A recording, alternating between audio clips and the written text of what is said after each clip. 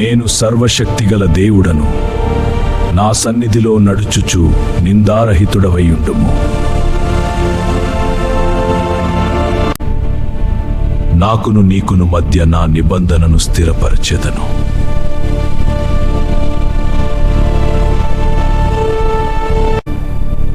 అబ్రాము సాగిలపడి దేవుని మాట వినెను.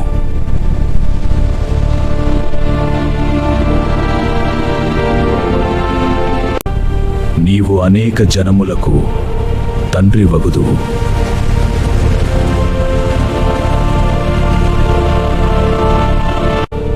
నీ పేరు ఇక అబ్రాము కాదు, నీ పేరు అబ్రాహాము.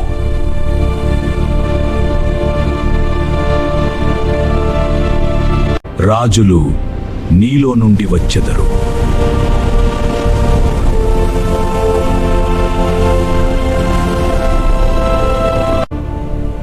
నీ సంతానముతో నా నిబంధన నిత్య నిబంధనగా ఉండును.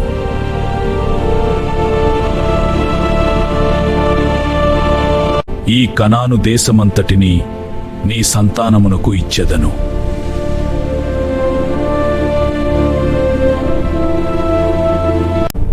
మీ మధ్య ప్రతి మగవాడు సున్నతి పొందవలెను.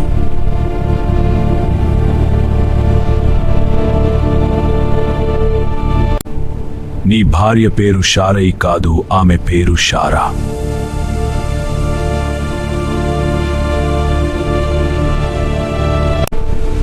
షారా నీకు కుమారుని కనును, అతనికి ఇస్సాకు అని పేరు పెట్టుదువు.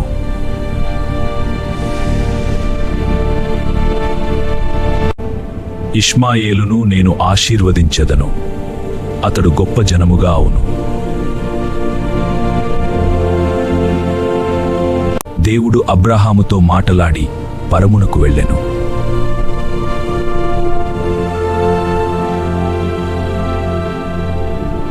అబ్రాహాము దేవుడు చెప్పిన ప్రకారము చేసెను.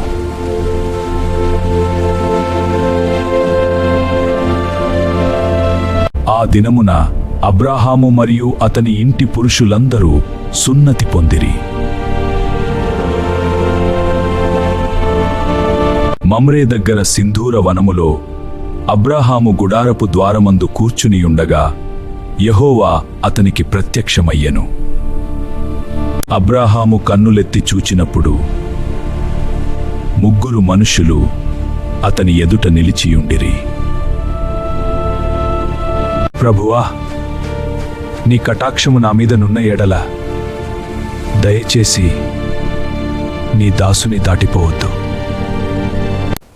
కొంచెం నీళ్లు తెప్పించెదను, కాళ్లు కడుగుకొని చెట్టు క్రింద విశ్రాంతి తీసుకొనుడి.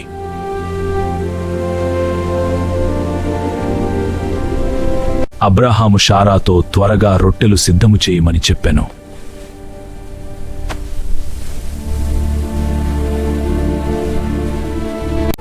అబ్రాహాము వారికి ఆహారము సిద్ధపరిచి వడ్డించెను.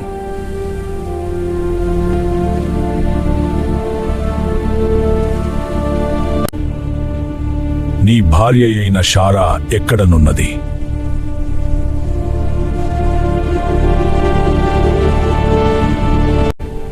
ఈ కాలమున నేను తిరిగి వచ్చెదను, అప్పుడు షారాకు కుమారుడు కలుగును. షారా తనలో నవ్వుకొనెను.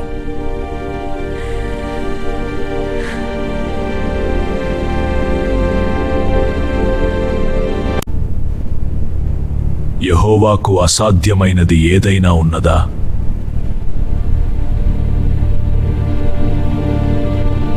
ఆ మనుష్యులు అక్కడ నుండి సొదొమ వైపు చూచిరి.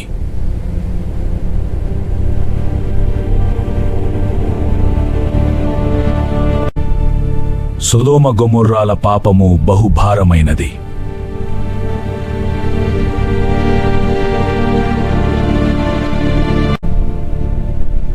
దుష్టులతో కూడా నీతిమంతులను నాశనము చేయుదువా?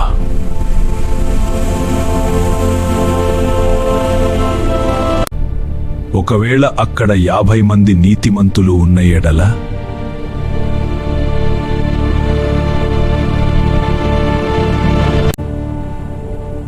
పది మంది నీతిమంతులు ఉన్న ఎడల నేను ఆ పట్టణమును నాశనము చేయను. యెహోవా వెళ్ళిపోయెను. అబ్రాహాము తన గుడారమునకు తిరిగి వెళ్ళెను.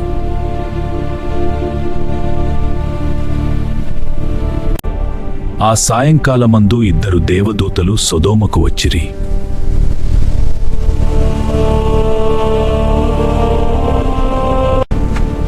నా ప్రభువులారా, దయచేసి నా ఇంటికి వచ్చి విశ్రాంతి తీసుకొనుడి.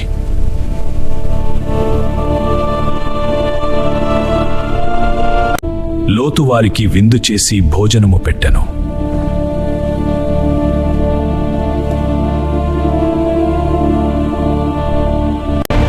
సొదొమ మనుషులు ఆ ఇల్లు చుట్టుముట్టిరి.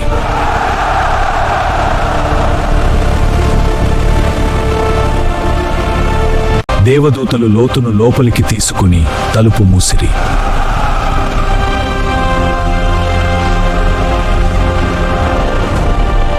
ఆ మనుష్యులు ద్వారమునకు వచ్చిన వారిని కనుమబ్బుతో కొట్టిరి.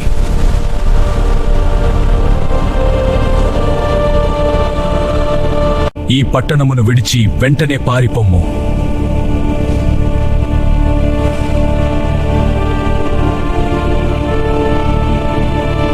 నా అల్లుళ్ళారా, ఈ నగరం నాశనం కాబోతోంది. ఏమిటి లోతు మాటలను వారు ఎగతాళి చేసిరి. యెహోవా కనికరము చేత దేవదూతలు వారిని పట్టుకొని బయటకు తీసుకొనిరి.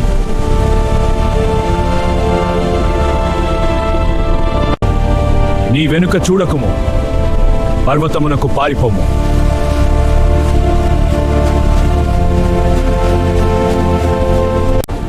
లోతు సోయరు పట్టణమునకు పారిపోయెను.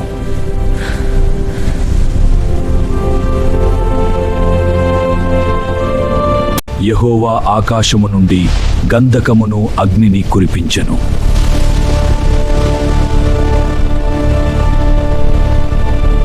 లోతు భార్య వెనుకకు చూచి ఉప్పు స్తంభమయ్యెను.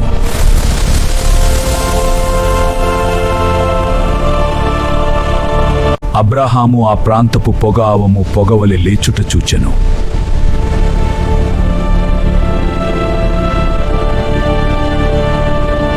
లోతు తన కుమార్తెలతో పర్వతమందు గుహలో నివసించెను.